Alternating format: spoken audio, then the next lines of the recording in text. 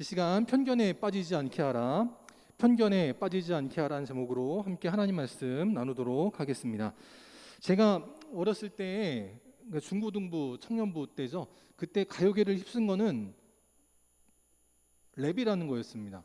특별히 서태지와 아이들이 나오면서 가요계의 판도가 바뀌었다 하더라고요. 그래서 그 대중가요를 연구하는 분들은 서태지 이전과 이후로 우리 한국 가요계가 나뉜다, 그렇게 이야기를 했습니다. 저도 그 서태지와 아이들이 하도 유명하다고 그래가지고 이제 TV를 보고 있는데 어머니께서 지나가시다가 그걸 보신 거예요. 근데 저희 어머니는 굉장히 보수적이신 분이거든요. 그래서 어머니가 저걸 보시면 야 TV 꺼라 그러실 줄 알았는데 어머니도 길을 이렇게 방을 이렇게 지나가시다가 저걸 보시더니 노래가 끝날 때까지 이렇게 보시는 거예요. 마지막에 하신 말씀이 뭐냐면 야 잘한다 그러고 가시더라고요. 그러니까 굉장히 고지식한 저희 어머니께서도 잘한다 인정할 정도로 서태지는 좀 뭔가 좀 탁월한 부분이 있었다는 겁니다.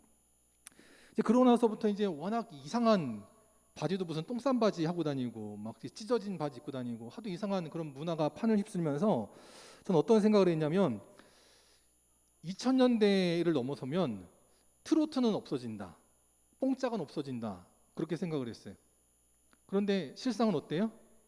송가인이라는 그런 젊은 아가씨가 장윤정의 뒤를 이어서 행사의 여왕이 되더니 올해는 또 무슨 미스터 트롯이라고 해가지고 또 젊은 남자들이 얼마나 인기를 끄는지, 저 탁구장에 가가지고 이렇게 탁구를 치는데 할머니 어르신들도 미스터 트롯 봤냐 이런 얘기를 하시면서 그렇게 좋아하시더라고요.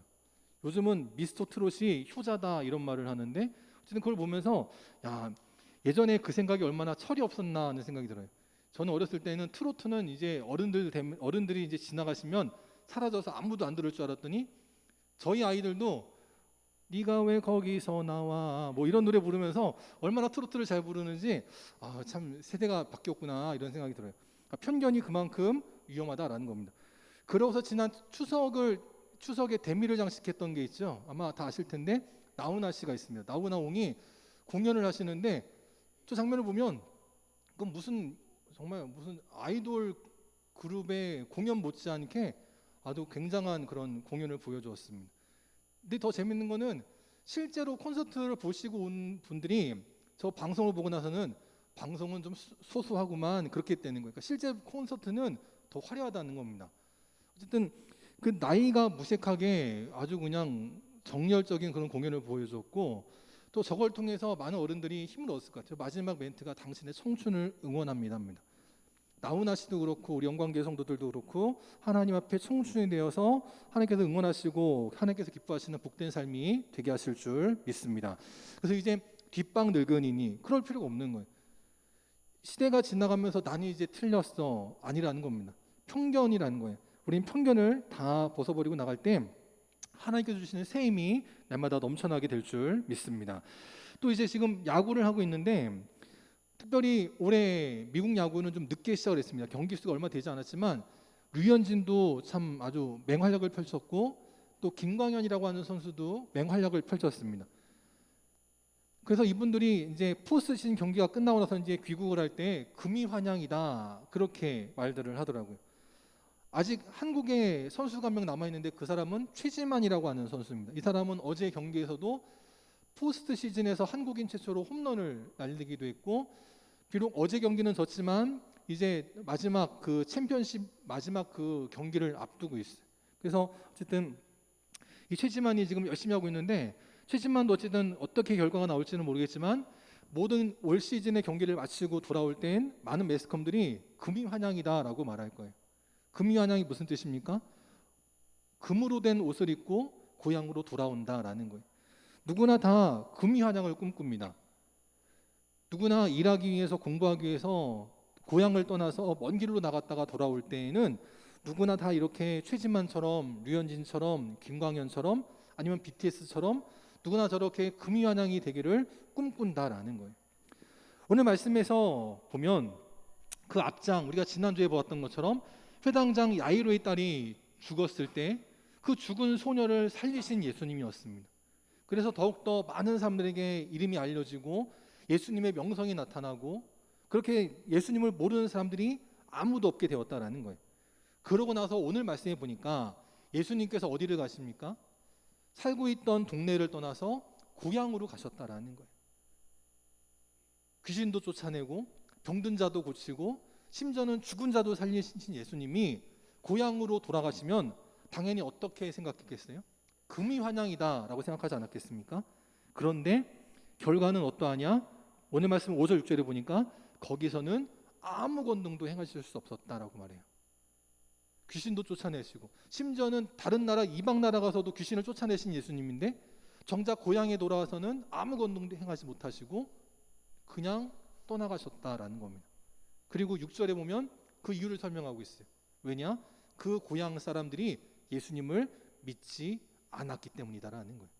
편견은 그만큼 무섭다라는 것입니다. 그리고 영광교회 믿음의 성도들도 편견에 사로잡히는 인생이 아니고 오직 주님 안에서 열린 마음으로 나가는 귀한 인생들 될 때 우리 영광교회 안에서는 하나님이 예수님이 아무 권능도 행하지 못하시는데 다른 교회 다른 동네에서는 부흥케 하시고 형통하게 하시고 성장하게 하시더라.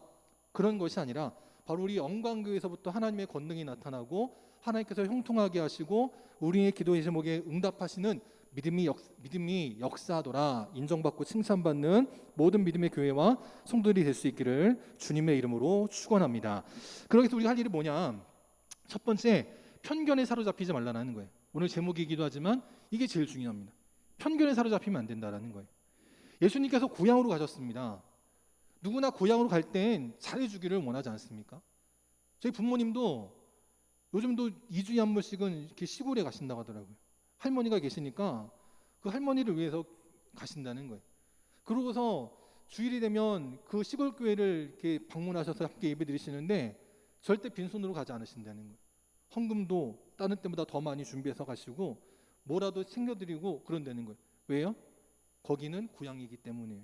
거기 어머님이 계시기 때문입니다. 그래서 아이고 아무개 권사님 아들이 참 성공했어.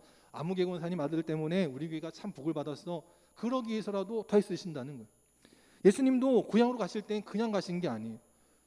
다른 동네에도 병든 자들을 고쳐주시고 문제가 있는 사람들의 문제를 풀어주신다면 고향에 갔을 때에는 더 해주고 싶은 마음이 가득했을 거라는 거예요. 예수님의 고향은 어디냐? 마가복음 10장에 보니까 나사렛이다라고 말합니다. 마가복음 1장 9절에서 맨 처음 시작할 때에도 예수님이 갈릴리 나사렛에서부터 오셨다라고 말을 해요. 누가복음 4장에도 보니까 예수님의 고향은 나사렛이었다라고 말합니다. 이 누가복음 4장에서는 예수님의 첫 번째 고향 방문에 대해서 말씀하고 있는 거예요. 오늘 마가복음은 6장은 두 번째 방문이고 첫 번째 고향 방문이 바로 나사렛, 누가복음 4장이었습니다. 바로 그 앞절에서 세례 요한에게 세례를 받으시고 광야로 가셔서 40일 동안 금식 기도하신 다음 성령 충만해진 다음 그러고 나서 제일 먼저 방문하신 곳이 바로 나사렛 고향이었다라는 거예요. 그때 고향에 가셔서 예수님 하시는 일이 뭐냐? 회당에 들어가셔서 성경을 읽으려고 서셨다라는 겁니다. 우리로 말하면 성경을 봉독하신 다음 설교를 하신 거예요. 근데 예수님이 하신 말씀이 얼마나 대단했는지 누가복음 4장 22절에 보면 그 예수님의 입에서 나오는 은혜로운 말씀을 모두가 놀랍게 여겼다라는 것입니다. 그런데 그렇게 놀라운 말씀을 듣고도 동네 사람들은 뭐라고 반응하냐면 이 사람 요셉의 아들 아니야? 그렇게 말하더라는 거예요. 여러분 자세히 보시면 복음서에서 사람들이 예수님을 지칭할 때 선생님, 랍비여 이렇게 지칭합니다. 사람들은 다 선생님이라고 지칭을 해요. 근데 귀신은 뭐라고 지칭해요? 하나님의 아들 예수여 그렇게 지칭을 합니다. 귀신도 예수님을 인정하는데 사람들은 랍비, 선생님 그렇게 말을 해요. 근데 정작 동네 사람들은 뭐라 그러냐면 이 사람이 우리로 말하면 이놈이 이렇게 말하더라는 거예요. 성경이니까 고상하게 이 사람이라고 표현하지만 우리식으로 번역을 하면 저놈, 이놈 그렇게 표현이 된 거예요. 그러지 않았으면 다른 구절들처럼 랍비, 선생님 그렇게 표현했을 거라는 거예요. 동네 사람들이니까 요셉의 아들 아니야? 그렇게 말하더라는 거예요. 편견이 생기는 이유가 뭐냐? 두 가지가 있는데 첫 번째는 뭐냐면 너무 잘한다고 생각할 때 편견이 생깁니다. 내가 잘한다고 생각하니까 편견이 생기는 거예요. 그런데 두 번째 이유가 첫 번째 이유의 대답이기도 한데 사실은 너무 모르기 때문이라는 겁니다. 내가 안다라고 생각을 했는데 실상은 아는 게 아니에요. 모르는 겁니다. 예수님이 요셉의 아들인 건 맞지만 육신의 몸을 뛰어넘는 예수님의 정확한 성정이 무엇인지를 몰랐다라는 것입니다. 그래서 누가복음 4장에 보면 예수님께서 당신을 향해 가지고 불신하는 동네 사람들을 바라보시면서 뭐라고 하냐면 선지자는 고향에서 환영을 받지 못해, 그렇게 말씀하셨다는 거예요. 그리고 예수님이 아마 좀 젊으셨을 때라 그런지 30대 초반이니까 혈기가 왕성해서 그러시는지 비유를 하시는데 이방 사람들이 복받은 것만 가지고 말씀하십니다. 엘리야 선지자 때 어떠했고, 오늘 말씀 엘리사 선지자 때 어떠했냐면 이스라엘에 나병 환자들이 많이 있었는데 그들은 아무도 고침받지 못했고 누구만 고침받았느냐? 이스라엘 사람들이 개와 같이 여기는 이방 사람 수리아 사람 나아만 장군만 복을 받았다, 고침받았다 얘기를 하는 거예요. 그러니까 동네 사람들이 좋아할 일 있습니까? 어떻게 하냐면 그 말씀을 듣고 회당에 있는 모든 자들이 다 크게 화가 나서 예수님을 산 낭떠러지까지 끌고 가가지고 거기서 밀쳐 떨어뜨리려고 했다라는 거예요. 예수님을 죽이려 했다라는 겁니다. 그게 동네 사람들이었다라는 거예요. 근데 예수님은 그때 그들 가운데로 지나서 가셨다라고 말씀해요.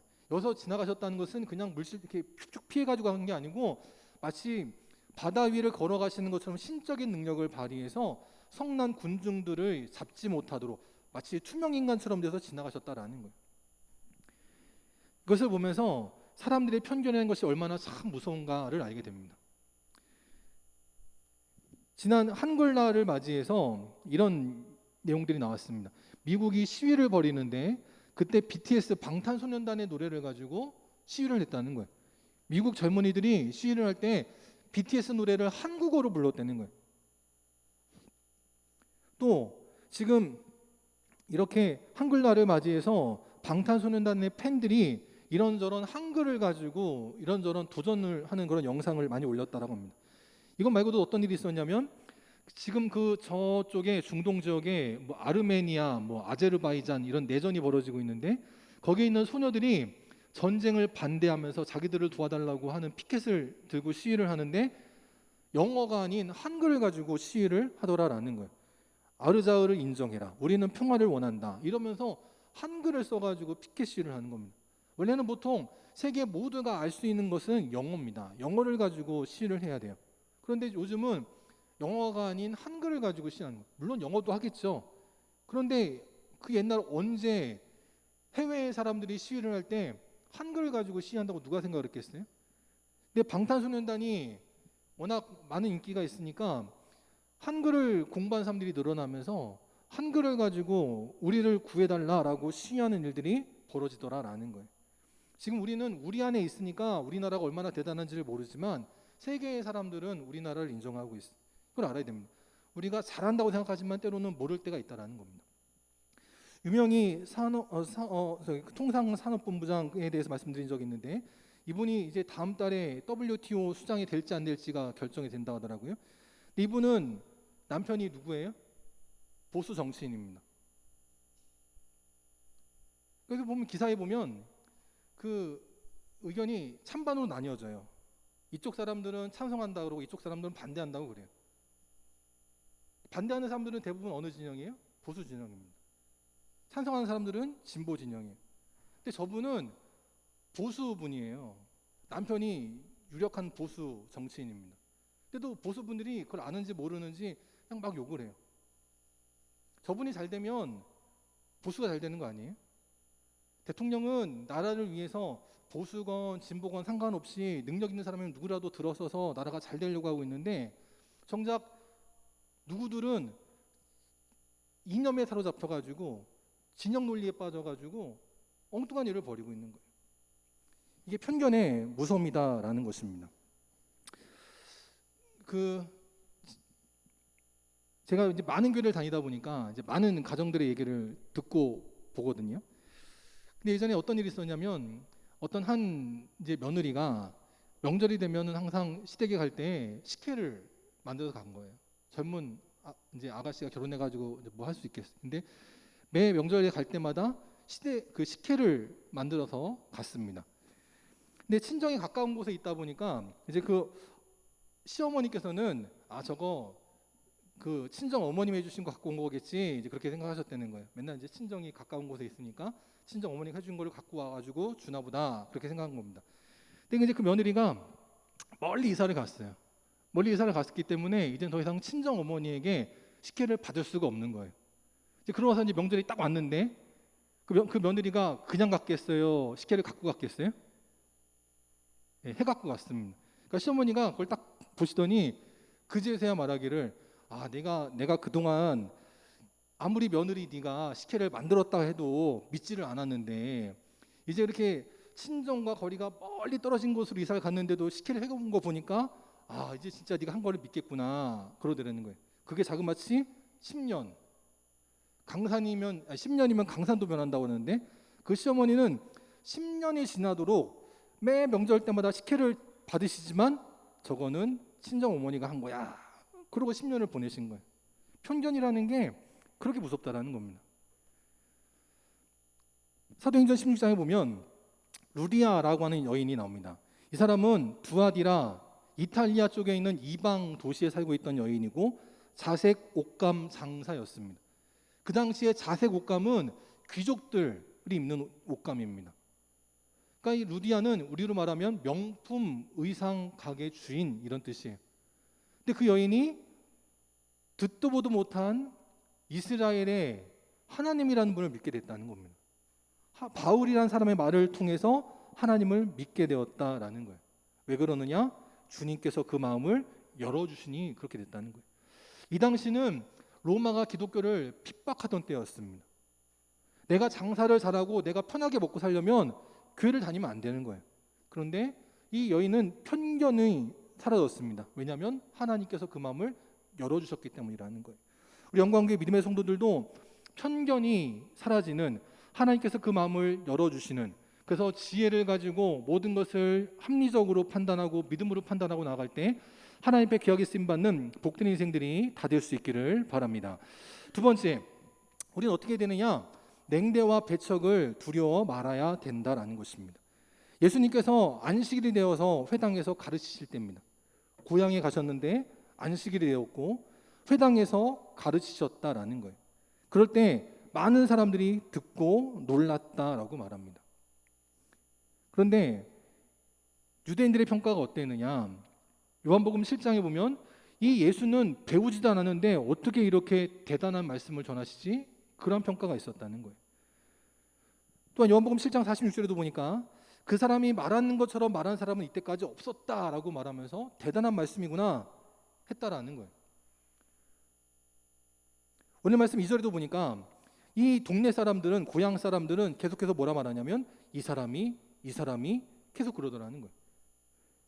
이 사람이 어디서 이런 것을 얻었느냐라고 말하더라라는 것입니다. 예수님께서 아무리 귀한 말씀을 전해도 고향 사람들은 무시하고 천대하더라라는 거예요. 근데 반대로 이런 사람도 있었습니다. 마가복음 9장에 보면 그 아이의 아버지가 소리를 지르는데 뭐라 말하냐면 내가 믿나이다, 나의 믿음 없는 것을 도와주소서라고 말했어요. 여기서 말하는 그 아이의 아버지는 누구냐면 귀신 들린 아이의 아버지였습니다. 지금 내 아들이 귀신 들려가지고 툭하면 기절하고 툭하면 쓰러지고 발작을 하니까 그 아버지가 너무나 간절한 겁니다. 그럴 때 이 아버지는 내가 믿나이다 라고 말하게 되었다라는 거예요. 같은 동네 사람도 아닌데, 같은 고향 사람도 아닌데 처음 보는 사람은 예수님을 믿어요. 그런데 같은 고향 사람, 동네 사람이었던 사람들은 이 사람이 라고 말하면서 깔보더라라는 거예요. 뭐라 깔봤냐? 먼저 첫 번째는 직업을 가지고 시비를 겁니다. 3절에 보니까 이 사람은 목수가 아니냐라고 깔보더라는 거예요. 그 당시에도 많이 배운 학사들이 있습니다. 서기관이 있고 교양이 있고 성공한 사람들이 있었어요. 근데 예수님은 목수였었습니다. 그러니까 사람들이 인정을 안 하는 거예요. 또 그는 마리아의 아들이라고 표현이 되어집니다.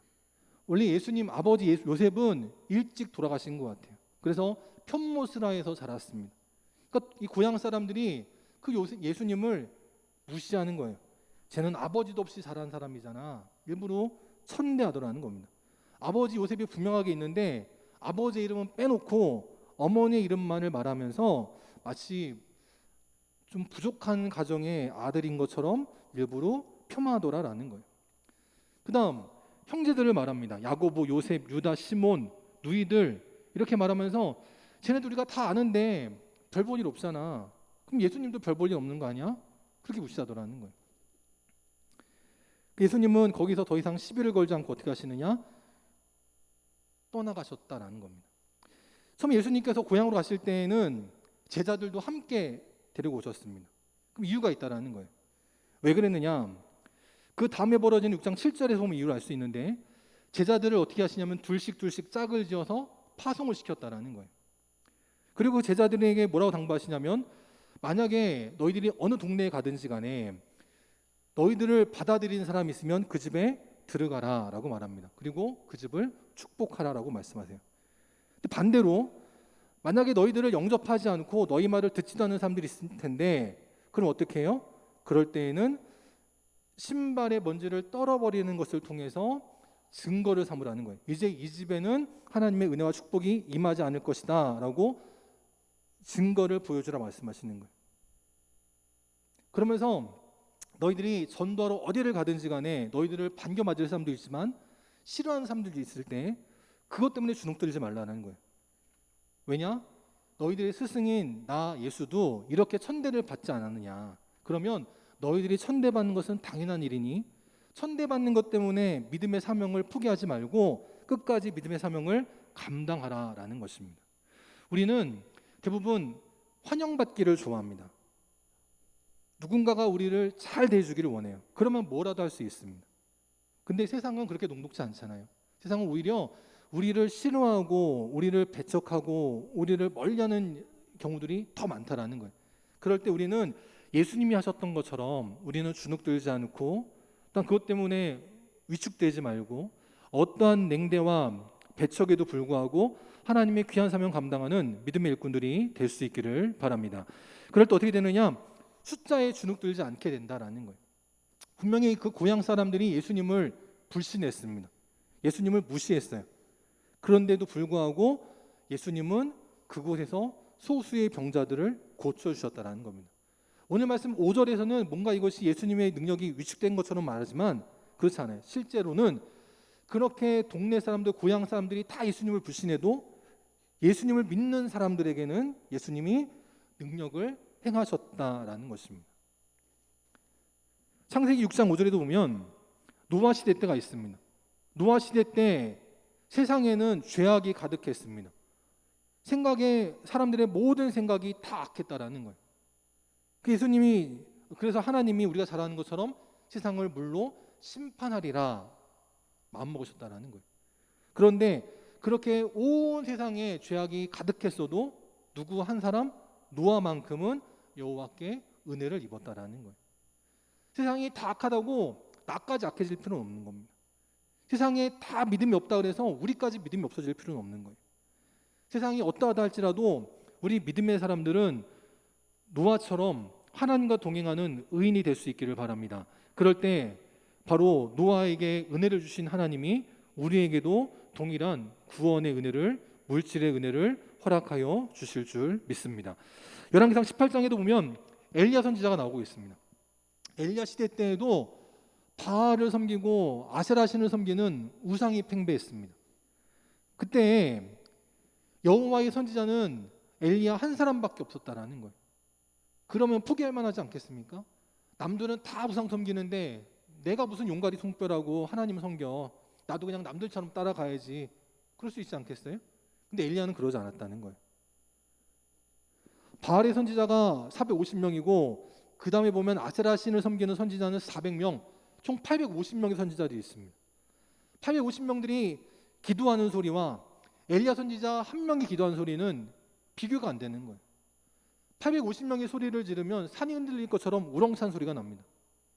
엘리야 선지자가 혼자가 소리를 지르면 별 볼 일 없어요.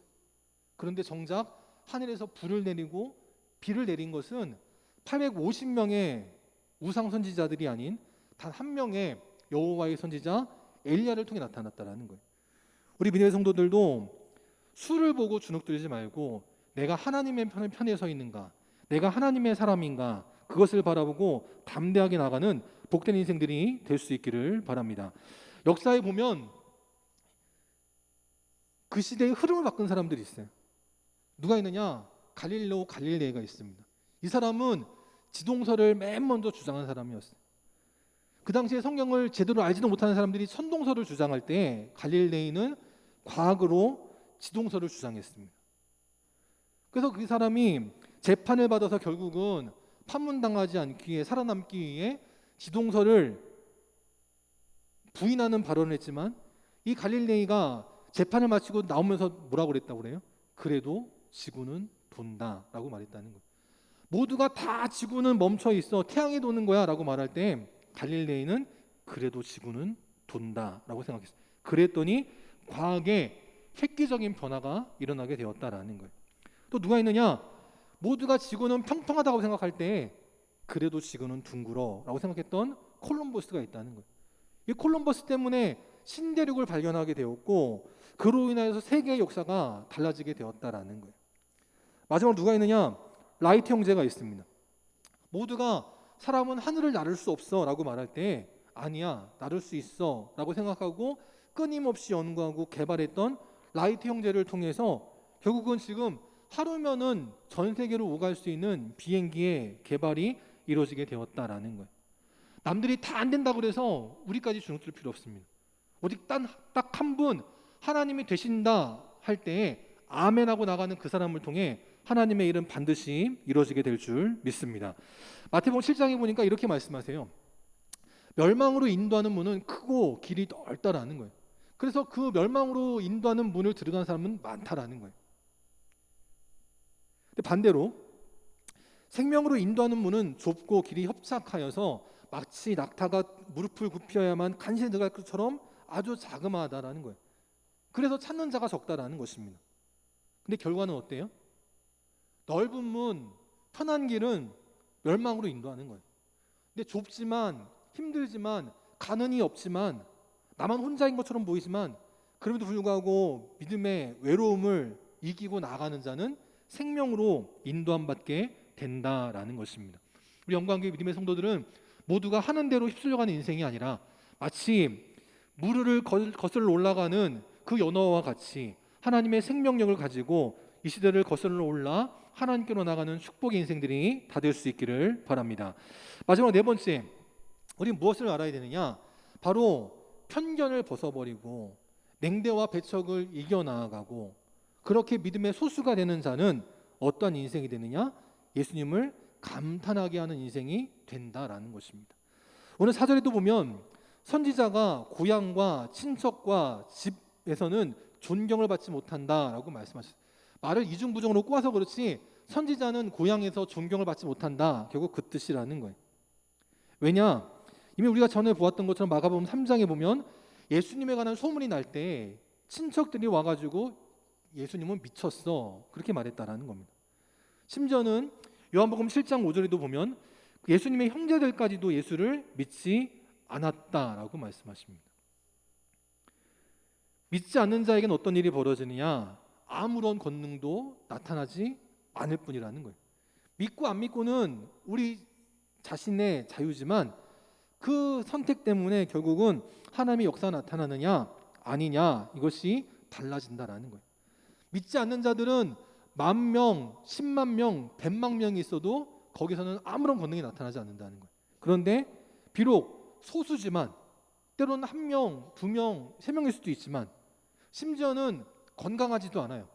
병든 사람일 수도 있고 때로는 귀신 들린 사람일 수도 있어도 그러나 소수라 할지라도 믿는 자는 어떻게 돼요? 우리 예수님께서 고쳐주시는 능력을 맛보게 되더라라는 것입니다. 마태복음 13장에 보면 오늘 이 말씀을 조금 더 자세하게 설명하고 있습니다. 뭐라고 말씀하냐면 그들이 믿지 않음으로 말미암아 거기서 많은 능력을 행하지 아니하셨다라는 거예요. 예수님의 능력이 나타나지 않은 것이 아니라 그들이 믿지 않았기 때문에 예수님이 능력을 행하지 아니하셨다라고 분명하게 말씀하고 있다라는 것입니다. 그럼 마태복음 7장에 보면 예수님께서 이렇게 말씀하십니다. 거룩한 것을 개에게 주지 말라라는 거예요. 진주를 돼지 앞에 던지지 말라라는 것입니다. 우리도 이런 속담이 있잖아요. 돼지 목에 진주 목걸이 이런 표현이 있습니다. 돼지에게는 진주목걸이 줘봐야 아무 쓸데가 없는 거예요. 저희도 우리 예은이 있는데 예은이에게 귀한 것 줘봐야 소용이 있을까 없을까요? 없습니다. 조금만 거추장스러우면 다 그냥 막 벗어버리고 찢어버리고 그래요. 아무리 귀한 것도 우리 예은이 앞에서는 쓸모가 없어요. 그래서 예은이한테는 좋은 건 주지 않습니다. 이거 찢어지면 큰일 나 이런 건 주지 않아요. 예은이의 손에 걸리면 나만 하는 게 없기 때문이라는 거예요. 예수님도 그걸 말씀하시는 거예요. 가치를 모르는 자에게는 주어봐야 소용이 없다라는 것입니다. 그러면서 오늘 말씀 6절에 보니까 이렇게 말씀하세요. 그들이 믿지 않음을 이상히 여기셨더라. 여기서 이상히 여기셨다는 것은 단순하게 궁금해하셨다는 것이 아닙니다. 언어에 보면 놀라셨다라는 거예요. 다른 동네에서 그렇게 소문을 듣고 다른 동네는 가기도 전부터 이미 예수님을 기다리는 예수님에게 응답받고 문제가 풀려지기를 원하는 사마음을 있는 사람들이 다른 동네는 많이 있는데 왜 정작 나의 고향에서는 저렇게 사람들이 믿지 않을까? 그걸 보고 놀라셨다라는 거예요. 복음서에 보면 신약 성경에 보면 놀라셨다, 놀랐다라는 표현이 한 30여 차례 나옵니다. 근데 대부분의 놀랐다라는 표현은 사람들이 놀라는 거예요. 예수님을 보고 놀라고 예수님이 행하신 일을 보고 사람들이 놀라는 겁니다. 심지어는 귀신이 놀라는 거예요. 근데 예수님이 놀랐다라고 하는 구절은 딱 2번 나옵니다. 성경 자세히 보시면 예수님이 놀라셨더라, 오늘 말씀에 이상히 여기셨더라, 이건 딱 2번 나와요. 한 번이 바로 오늘 이 고향 사람들이 믿지 않는 것을 보고 놀라셨다, 이 표현이 한 번 나오고, 또 한 번은 어느 때 나오냐면 바로 백부장, 사랑하는 종이 병들어 죽게 생겼을 때 내 종의 병을 고쳐달라고 나왔던 그 이방 이달리아 로마의 백부장을 보고 놀라신 장면이 한 번 나옵니다. 예수님께서 뭐 말씀하시냐면 이스라엘 중 아무에게서도 이만한 믿음을 보지 못하노라 라고 말씀하시더라는 거예요. 바로 그 사람이 누구냐? 바로 그 앞에 나오는 가버나움에서 만난 백부장이었다라는 거예요. 예수님은 이방 사람을 보고 놀라셨다는 거예요. 그의 믿음을 보고 나도 군인인데 나도 내 부하에게 오라 가라 하면 왔다 갔다 하는데 예수님께서 나의 집까지 오실 필요 없습니다. 비록 멀리 계셔도 내 종이 나으라고 말씀하시면 나을 줄 믿습니다. 그렇게 고백했다는 거예요. 그러한 믿음을 보고 놀라셨다라는 겁니다. 여러분은 예수님을 보고 놀라는 인생이십니까? 아니면 예수님을 놀라게 하시는 인생입니까? 예수님을 놀라게 하실 때 그것이 부정적인 의미로 예수님을 놀라게 하시는 분입니까? 아니면 여러분은 예수님이 긍정적으로 놀라게 하시는 분입니까? 오늘 이 예수님의 고향 사람들처럼 예수님을 믿지 않음으로 예수님이 부정적으로 놀라게 하는 사람들이 아니라 마치 이 이방 백부장 같이 전혀 기대하지 않았는데 저 사람이 저렇게 나를 믿어? 라고 하시면서 긍정적으로 감탄하며 놀라는 믿음의 인생들이 될 수 있기를 바랍니다. 그럴 때 어떤 일이 벌어지느냐? 마가복음 6장 6절 마지막에 보니까 이에 모든 촌에 두루 다니시며 가르치시더라 라고 말씀하고 있습니다. 예수님이 고향에서는 말씀하셨다고 하잖아요. 고향에서는 능력을 행하지 않으셨습니다. 그런데 그 나사렛 동네를 제외한 모든 촌에는 두루 다니시면서 가르치시고 병든 자들을 고쳐주시고 기도에 응답하여 주시더라는 거예요. 그럼 나사렛 사람들은 얼마나 배가 아플까요?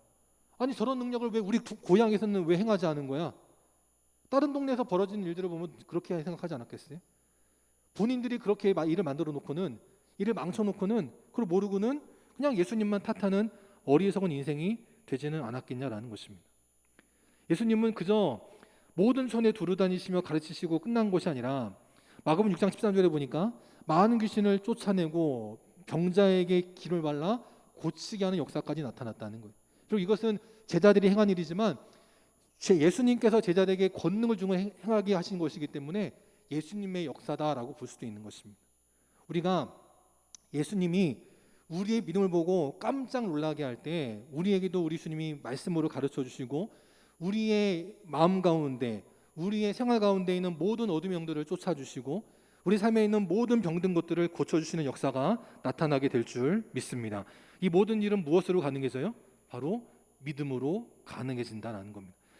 만일 너희에게 믿음이 겨자씨 한 알만큼만 있어도 이 산을 명하여 여기서 저리로 옮겨지라 하면 옮겨질 것이요 또 너희가 못할 것이 없으리라라고 말씀하셨습니다. 오늘 우리에게 겨자씨 하나만한 믿음이 있냐라는 거예요. 주님은 그것을 찾으신다는 겁니다. 그럴 때 우리는 어떻게 되느냐? 요한일서 5장 4절 마지막으로 함께 읽겠습니다. 시작. 무릇 하나님께로부터 난 자마다 세상을 이기느니라. 세상을 이기는 승리는 이것이니 우리의 믿음이니라. 아멘. 우리 예수님이 말하시는 것은 딱 한 가지, 믿음이라는 거예요. 이 믿음 가지고 나갈 때 작지만 우리 영광교회가 세상을 이기는 교회가 되게 하실 줄 믿습니다. 이 시대에 코로나19로 인해서 수많은 어려움들이 있어요. 저도 여기저기 듣는 이야기들이 많이 있습니다. 그럴 때 우리가 믿음을 가지고 나갈 때 지금 이 코로나19의 어려움도, 이로 인한 경제와 이런저런 삶의 모든 문제, 하나님께서 이기게 하시는 능력이 나타나게 될 줄 믿습니다. 그래서 주님이 우리를 믿으셨는데 우리가 무너지고 낙심하고 절망하여서 내가 영광교회를 믿었는데, 내가 영광교회 아무개 장로를 믿고 권사를 믿고 집사를 믿고 목사를 믿었는데 졌어? 그렇게 걱정하게 하고 놀라게 하는 것이 아니라 역시 안무개 장로, 안무개 권사, 안무개 집사지. 그렇게 주님께서 감탄하시는, 그렇게 주님을 놀라게 하시는 믿음의 인생들이 되어서 하나님 앞에 쓰임받고 하나님의 귀한 일들을 이뤄나가는 우리 모든 믿음의 성도들이 다 될 수 있기를 주님의 이름으로 축원합니다. 함께 시간 복음성가 괴로울 때 주님의 얼굴 보라 함께 마지막으로 찬양하시고 축도로 예배 마치겠습니다.